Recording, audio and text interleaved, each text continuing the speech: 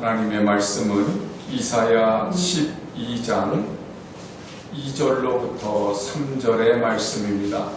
이 계시의 말씀을 제가 받들어 읽겠습니다. 보라, 하나님은 나의 구원이시라. 내가 신뢰하고 두려움이 없으리니 주 여호와는 나의 힘이시며 나의 노래시며 나의 구원이시니라. 그러므로 너희가 기쁨으로 구원의 우물들에서 물을 기르리로다. 아멘. 우리 서로 좌우 옆으로 인사를 나누시겠습니다. 예수님으로 만족합니다. 예수님으로 만족합니다. 한 번 더 서로 은혜를 나누십니다. 하나님은 나의 힘, 나의 노래이십니다. 하나님은 나의 힘, 나의 노래이십니다.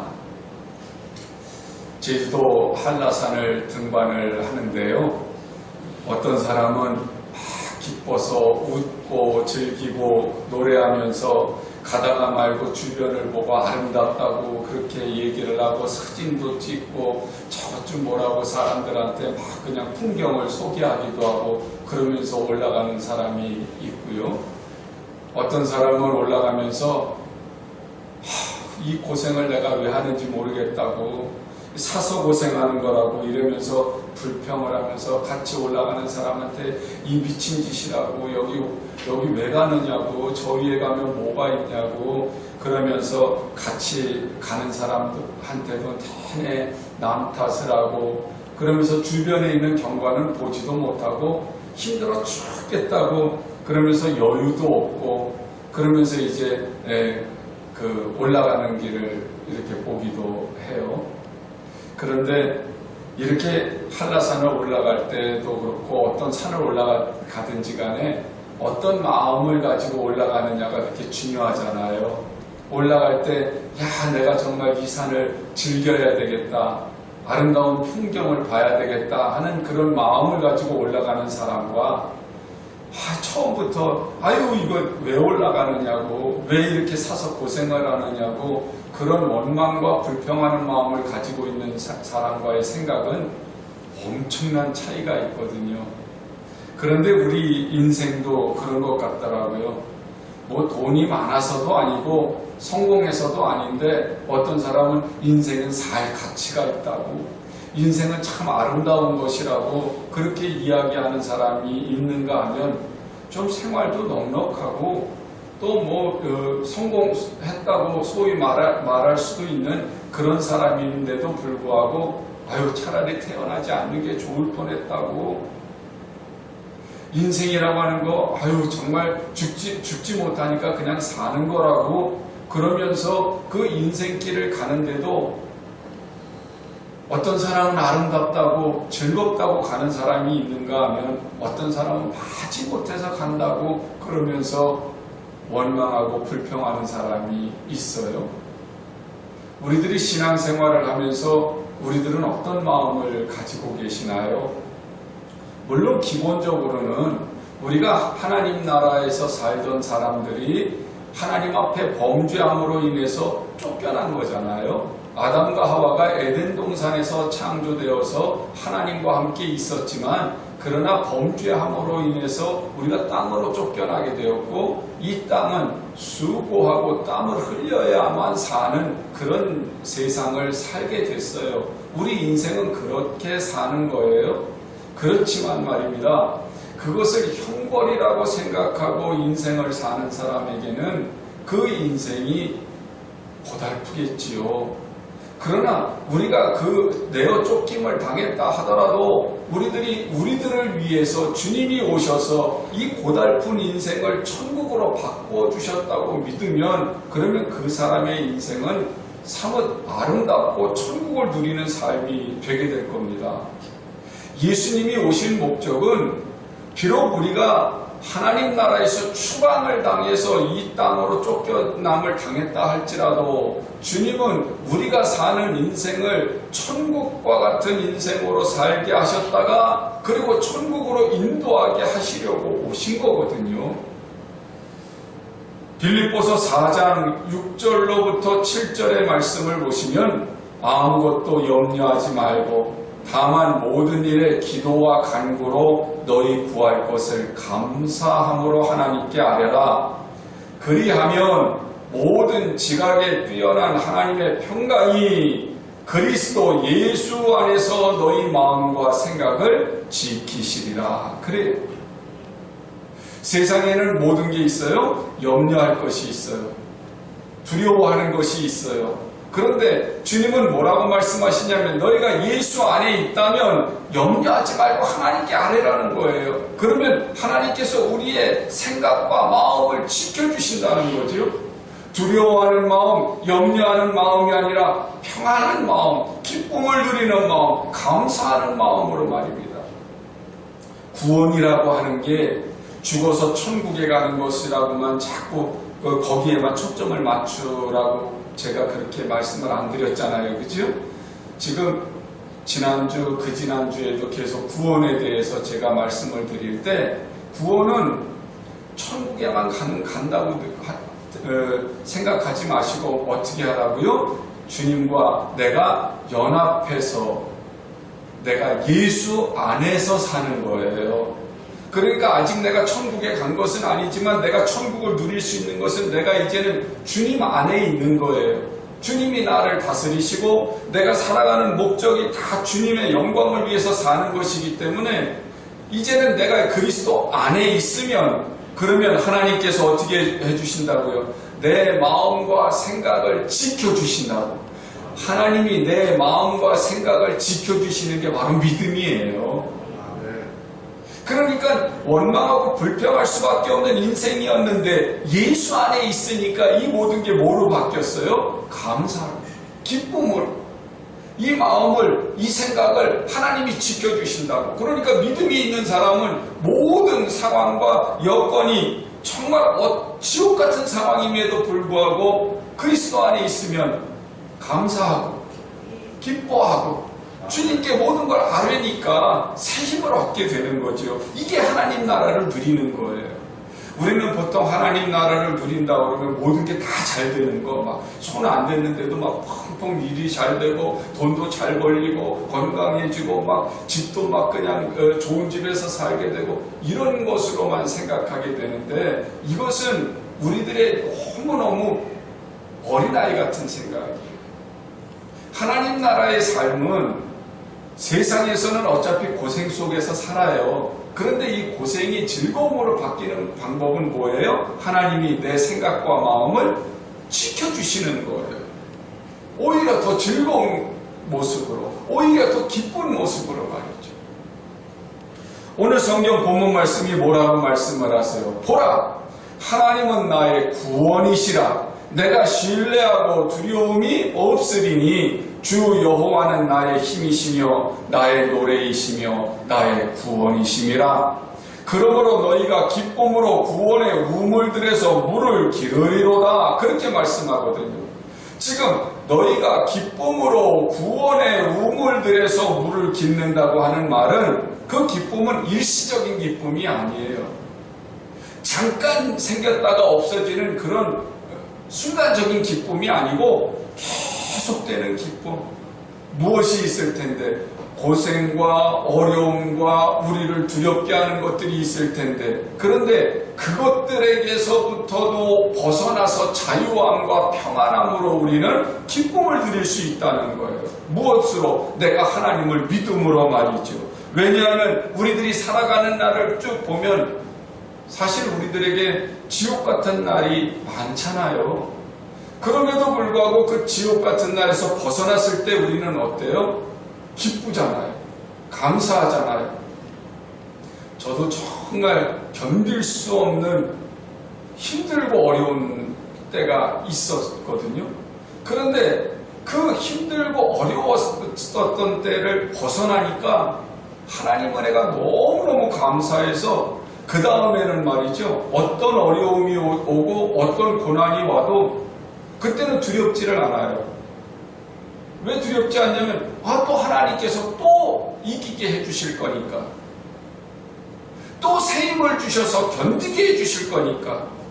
능력을 주셔서 맞서 싸우게 해주실 거니까 두렵지가 않아요. 그러니까 그것이 바로 우리에게는 그 고난이 오히려 믿음이 됐고 그 믿음으로 말미암아 어떤 상황에서도 기쁨의 노래를 하나님께 부를 수 있게 만든다는 말이죠. 이것이 오늘 이사야서에서 말씀하고 있는 고백이에요. 여러분 한번 생각해 보세요. 우리가 일상적으로 밥을 먹고 물을 마시고 걸어다니고 이러는 거 감사하지요. 우리 믿는 사람들은 모든 게 감사하니까 하나님의 은혜입니다. 그리고 식사 기도를 할 때도 하나님 감사합니다 하고 하잖아요. 그런데 그렇게 일상적으로 평소에 감사했던 것도 감사한 일이지만 아파서 도무지 먹을 수가 없어요. 걸어 다닐 수가 없었어요. 정말 죽을 지경이 돼서 언제 죽을지 모르는 정말 그런 위급한 상황을 내가 맞이했다가 그랬다가 고침받고 새롭게 숟가락을 들 때 평소에 뜨던 숟가락과 그것이 더 감사하겠어요? 정말 죽을 만큼 고난을 당했다가 숟가락을 내가 떴을 때 어느 때가 더 감사하겠습니까? 그러면 평소에 감사했던 그 감사보다는 내가 고난을 엄청나게 당했다가 그 숟가락을 들었을 때의 그 감사를 누리는 사람은요, 어지간한 아픔도 어지간한 고통이 와도 그 다음에는 내가 굉장히 죽을 만큼 아팠을 때 일으켜주신 하나님을 생각한다면 두렵지 않아요. 그게 이제 하나님께서 나에게 주시는 힘이시고 능력이 되시는 그 근원이 되신다고 하는 것을 깨닫게 되는 거거든요. 구원받은 성도는요, 그렇기 때문에 내가 지옥의 삶을 살다가 천국으로 옮겨진 그 모든 삶을 누리는 사람이기 때문에 두렵지 않습니다. 실패가 두렵습니까? 지옥이 두렵겠습니까? 하나님이 나를 구원해 주었다고 그것을 체험하고 그것을 누리는 사람은 어떤 고통도 어떤 두려움도 걱정되질 않아요. 오직 이제는 예수님을 믿는 그 믿음으로 내가 바깥에서 행복을 찾으려고 하는 것이 아니라 내 안에 주신 행복을 누리는 사람이 되거든요. 그러니까 욕심도 다 내려놓을 수 있는 것은 주님으로 만족할 수 있습니다. 그것이 이제 우리가 천국을 누리는 비결이고 그것이 예수님이 오신 목적이에요. 창세기 26장에 보면 아브라함이 살던 그 재산과 땅을 유업으로 받은 이삭의 얘기가 나와요. 이삭이 아버지가 살던 그곳에서 땅과 그리고 모든 재산을 물려받아서 살다가 그곳에 가뭄이 들어요. 그러니까 할 수 없이 이삭도 모든 것을 챙겨서 애굽으로 내려가기 위해서 식솔들을 데리고 이제 출발을 해서 그랄이라고 하는 블레셋 지역의 그랄이라고 하는 데까지 왔어요. 그런데 하나님께서 이삭에게 애굽으로 내려가지 말고 그 그랄에 멈추라고 하는 거예요. 거기에 있으면 하나님께서 아브라함에게 약속하신 축복을 너에게 주겠다고 그렇게 하나님께서 약속을 하세요. 그 말씀을 들은 이삭이 그 그랄 지역에서 멈추어서 그 그랄에서 지냅니다. 그리고 그 그랄에다가 농사를 지었어요. 그랬더니 하나님께서 그 해에 100배의 축복을 해주셨어요. 블레셋 사람들조차도 흉년이 들어서 농사하지 않았던 그 땅에 이삭이 하나님의 말씀을 듣고 농사를 지어서 그해 100배의 결실을 맺었다고. 떼부자가 됐잖아요. 그리고는 그랄 사람들이 봤을 때, 또 블레셋 사람들이 봤을 때 이삭을 보니까 존경할 만하겠죠? 존경 못하지요. 외부인이 와가지고 자기네 땅에다 농사 지어가지고 100배의 결실을 맺어가지고 거부가 되는데 배가 안 아프겠습니까? 그러니까 이 블레셋 왕이 이삭을 떠나라고 그렇게 내쫓아 버립니다. 이삭이 아버지가 팠던 그 우물을 찾아가서 거기에서 우물을 다시 팠어요. 그랬더니 물이 나오니까 이 그랄 사람들이 쫓아와가지고 여기 우리 땅이라고, 이거 우리 우물이라고. 그래서 거기서 다툼이 일어났어요. 그 다툼이 일어났다고 하는 그 말을 이제 따서 그곳 이름을 에색이라고 하거든요. 이삭이 이거 분명히 우리 아버지가 예전에 팠던 그 우물을 내가 팠다고 얼마든지 이야기하고 소유권을 내세울 수도 있었음에도 불구하고 그냥 넘겨줍니다.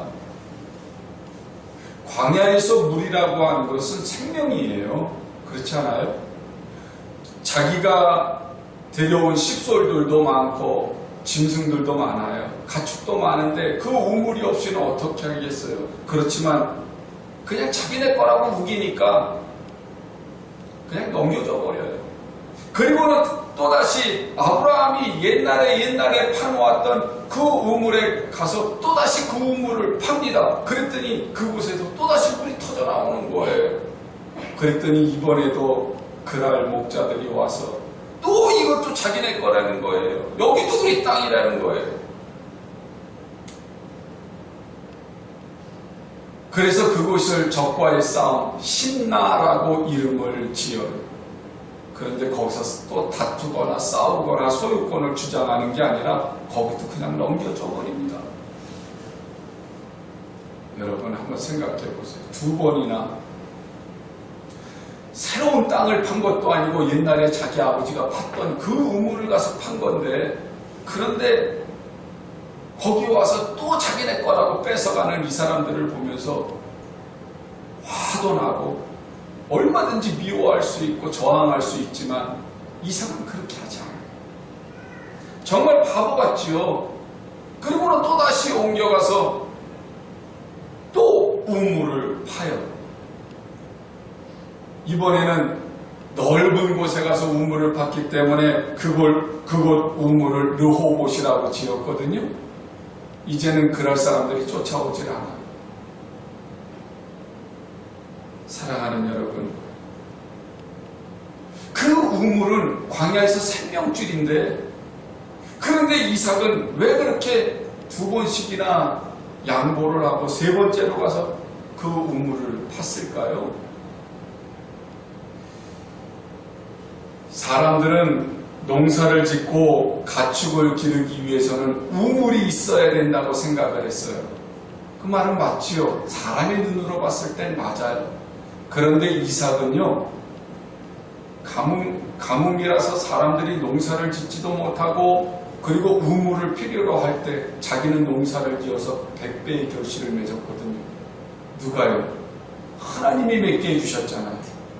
그러니까 이삭은 우물이 아니라 자기가 지금 결실을 맺게 된 것은 하나님 때문이라는 걸 알고 있었기 때문에, 우물 필요해? 너희들 가자. 나에게는 누구만 있으면 돼? 하나님만 있으면 돼. 하나님이 나의 생명수시고 하나님이 나의 우물의 근원이시니까 나는 하나님만 있으면 돼. 이삭은 그 믿음을 가지고 있었던 거예요. 그러니까 첫째 우물도 좋아요, 둘째 우물도 좋아요, 셋째 우물도 가서 건드렸더니 터져 나오는 겁니다. 이삭에게 생명과 풍요를 주는 우물은 바로 하나님이셨던 거예요. 그 이삭의 하나님이 바로 우리의 하나님이신 걸 믿으시게 되기를 원합니다. 우리도 지금 많은 사람들처럼 우물을 찾아서 우리가 무엇을 먹을까 무엇을 마실까 다니지만, 사실 우리가 무엇을 먹을까 무엇을 마실까 어떻게 살아갈까에 대한 모든 것들을 책임지시는 분은 하나님이세요. 보시죠. 이렇게 3번째 넓은 곳에서 우물을 얻었지만 이삭은 그것도 미련을 두지 않아요. 와서 블레셋 사람들이 내놓으라고 한 것도 아닌데 미련 없이 그것도 버리고 브엘세바로 떠나갑니다. 그랬더니 이것을 본 그 블레셋 왕이 마음에 감동과 함께 놀라운 것이 다가온 거예요. 아, 이삭에게는 하나님이 계시네. 이삭이 저렇게 우물에 목숨을 걸지 않는 것을 보니 저 사람에게는 하나님이 함께 하시는구나. 그걸 깨닫게 된 거예요. 그리고는 자기 군대 장관을 데리고서 브엘세바까지 쫓아옵니다. 그리고는 이삭에게 미안하다고 먼저 사과를 하는 거예요. 미안합니다. 당신의 모든 우물 같은 것 내가 다 뺏은 거 미안합니다. 당신께는 하나님이 함께 하시는 것을 내가 봤습니다. 그러니 우리를 용서해 주고 다음부터 우리가 싸우지 않겠다고 맹세해 주십시오. 여러분, 블레셋의 왕이에요. 이삭은 그저 한 가정의 그냥 족장일 뿐이에요. 그리고 이삭은 어떤 힘을 가했거나 전쟁을 하거나 이 정도의 능력이 있지도 않아요. 그런데 자기 군대 장관을 끌고 와서 사과를 할 정도로, 평화의 화친을 요구할 정도로 이삭은 무엇을 보여주었어요? 믿음을 보여주었어요. 그리고 말입니다. 이렇게 블레셋 왕과 화친을 맺은 그 다음날 바로 그냥 그곳에서 우물을 팠더니요, 거기에서 우물이 터졌어요. 이삭이 건드리는 곳마다 우물이 터져요. 그래서 그곳 이름을 브엘세바, 언약의 우물, 그렇게 이름을 지었어요. 그러니 믿지 않는 사람이라고 하더라도 하나님이 함께 하시는 거 기절하고 발견하지 않겠습니까? 결국 이삭이 만난 가뭄도, 그리고 블레셋에서의 그 100배의 결실도, 그리고 우물을 두고 다툰 모든 일들도 다 하나님이 섭리하시는 거죠. 그것을 보고 이 모든 생명의 근원이 누구시다? 하나님이시다라고 하는 것을 이삭뿐만 아니라 그 블레셋 사람들에게도, 그리고 오늘 우리들에게도 하나님은 가르쳐주고 계시는 거예요. 여러분, 우리가 먹고 살려면, 또 우리가 행복하려면 우리는 무엇이 우리의 우물이라고 생각하세요? 때때로 사람들은 돈이 우리의 우물이라고 생각해요. 때때로는 능력이, 또 건강이, 또 혹은 지위가, 성공이, 이런 것들이 있어야 우리가 행복하게 살 수 있을 거라고 생각을 하고 이것 때문에 다투고 경쟁을 하지요. 그런데 우리가 사는 동안 생명의 셈인 줄 아는 돈이라든지 건강이라든지 지위라든지 능력이라든지 성공이라든지 이런 것들은요, 먹고 나면 또다시 목마름을 가져다 주는 겁니다. 제가 겪은 사람들 가운데 보니까 돈 많은 사람들이 돈에 대한 욕심이 더 많더라고요. 아주 인색하더라고요. 오히려 없는 사람들은 서로 도와주고 베풀어주는데 있는 사람은 얼마나 인색한지 몰라요. 왜 그러겠어요? 있는데도 갈급한 거예요. 채워도 채워지지 않고 마셔도 그 갈증이 해결되지 않는 거예요. 사람은 우리가 사는 그 인생 속에서 사람이든지 돈이든지 성공이든지 그런 것들 때문에 힘을 얻기도 하고, 그런 것 때문에 노래하기도 하고, 때로는 그것들이 우리의 구원이 될 때가 있어요. 돈이 우리의 구원이 될 때도 있잖아요. 사람이 우리의 구원이 될 때도 있지요. 그런데 말이에요, 이렇게 돈이든지 사람이든지 무슨 성공이든지 한때는 힘이 됐고, 한때는 노래가 됐고, 한때는 나의 구원이 되기도 했던 것들이 언제든지 풍성하던가요? 언제든지 만족을 주고 언제든지 나에게 기쁨을 주던가요? 오히려 사람 때문에 불행히 해본 적은 없으세요? 오히려 돈 때문에 또 혹은 성공 때문에 소중한 것을 잃어버려 본 적은 없으세요? 그래서 후회하고 마음에 병이 들고 그런 것들 때문에 더 깊은 지옥을 체험해 보지는 않으셨나요? 그 이유는요, 이런 것들은 완전하지 않기 때문에 그래요. 사람도 완전하지 않아, 돈도 완전하지 않아, 성공도 완전하지 않아요. 언제나 부족하고 언제나 결핍이 있고 언제나 유한하기 때문에 내가 구원으로 삼지만 그 영원한 구원은 되지 못해요. 내 노래로 삼지만 영원한 노래는 되지 못해요. 내 힘으로 삼지만 그것이 영원한 힘이 되지는 않아요. 요한복음 4장에 사마리아 여인이 그랬거든요.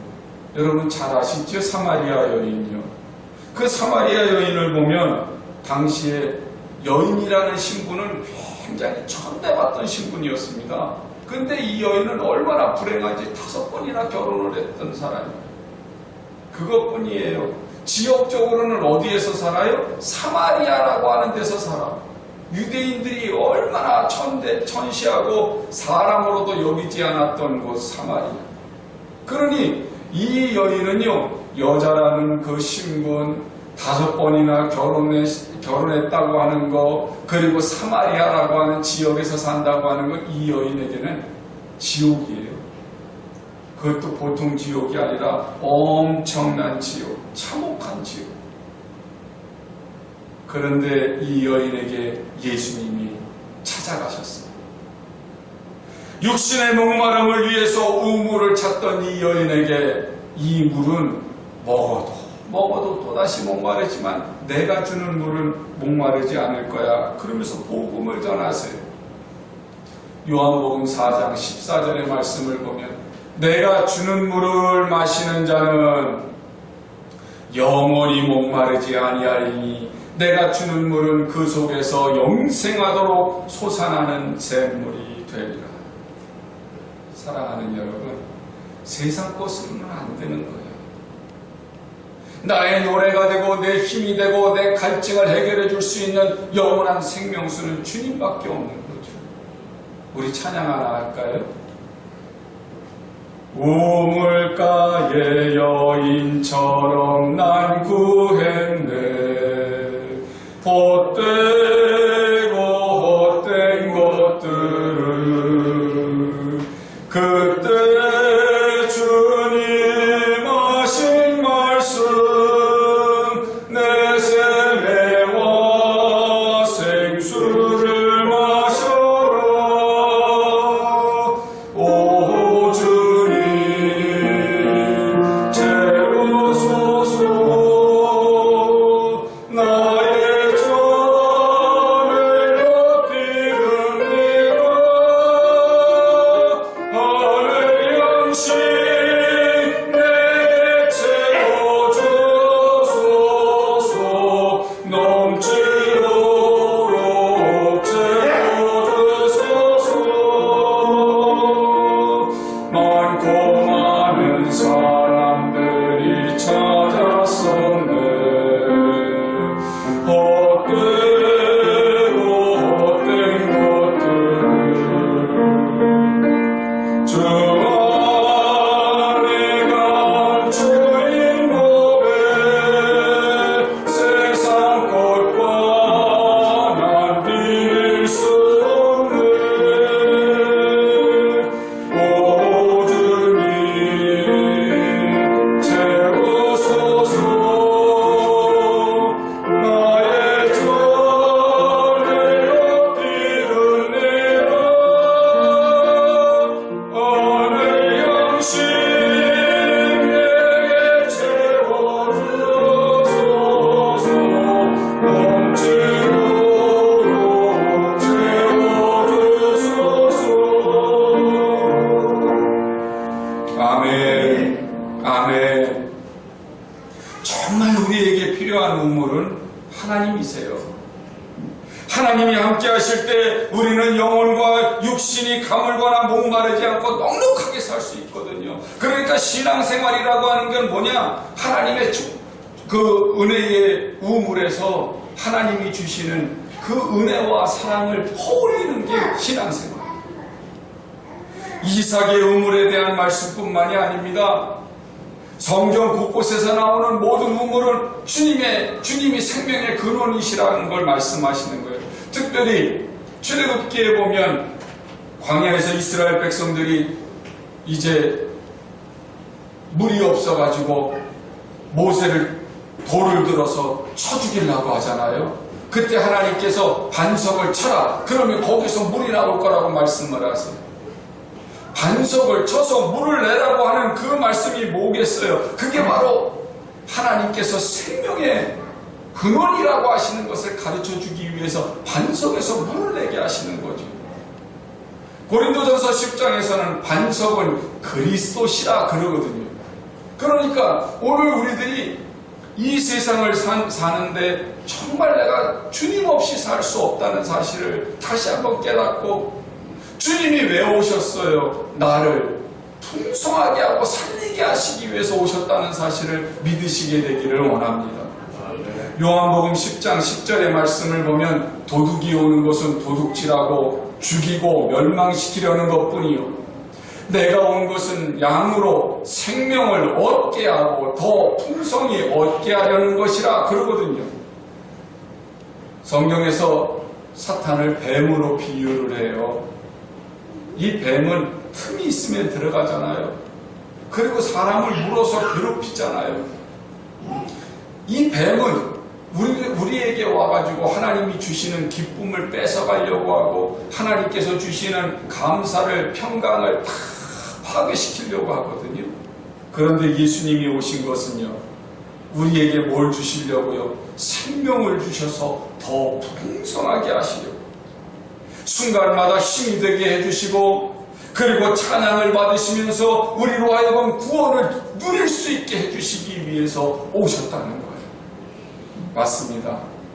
다시 한번요, 신앙생활은 기쁨으로 구원의 우물에서 생명의 물을 깃는 것이 신앙생활입니다. 지금 비록 우리들이 경제적인 문제, 인간관계의 문제, 삶의 문제, 여러 가지 문제로 지옥 같은 상황을 혹시 맞이하고 있다고 하더라도 이 상황에 휘둘리지 마십시오. 오직 하나님이 우리와 함께 하셔서 하나님께서 나에게 기쁨을 주시고 나를 통해서 천국을 누릴 수 있게 해주신다고 하는 사실을 믿으시고, 예수 안에서 두려움 대신에 하나님을 믿으시고, 그리고 하나님께 의지하시고 새 힘을 공급받으시게 되기를 주님의 이름으로 축원합니다. 우리가 예수님을 맞이하는 것은 나의 힘, 나의 노래, 나의 구원이신 예수님을 통해서 내 인생을 행복하게 누리고 하나님 영광을 위해서 살면서 풍성하게 하려고 하는 거예요. 예수 안에 있으면 이 기쁨은 아무도 빼앗아갈 수 없습니다. 그래서 스바냐서는 이렇게 노래를 하지요. 그날의 사람이 예루살렘에 이르기를 두려워하지 말라. 시온아 내 손을 늘어뜨리지 말라. 너의 하나님 여호와가 너의 가운데 계시니 그는 구원을 베푸실 전능자이시라.